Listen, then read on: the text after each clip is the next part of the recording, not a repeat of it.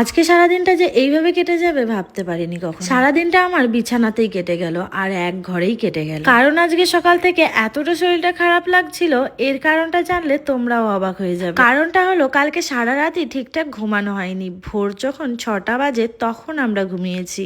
আমরা বলতে দীপঙ্কর আর আমি।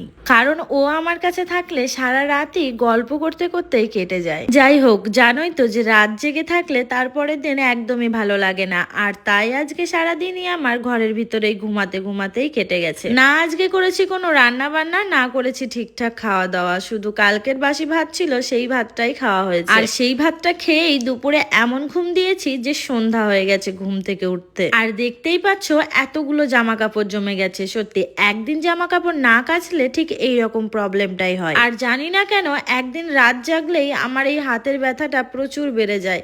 আর হাতে তখন স্প্রে না লাগিয়ে আমি আর থাকতে পারি না। স্প্রে লাগালে মনে হয় একটুখানি শান্তি পাওয়া যায়, কারণ এই স্প্রেটা লাগানোর পরেই হাতটা প্রচুর ঠান্ডা হয়ে যায় আর জ্বলুনি ভাবটাতে শরীরটা একটুখানি ভালো লাগে। সেই জন্যই যখনই হাতে ব্যথা করে না কেন আমি এই স্প্রেটা লাগাই, কারণ ডাক্তারে আমাকে বারবার বলে দিয়েছে এখানে ডলাডলি না করতে। আর যখনই আমি এখানে ডলাডলি করি তখনই আমার হাতের যন্ত্রণা আরো বেশি বেড়ে যায়। তাই আমি কখনো এখানে ডলাডলি করি না।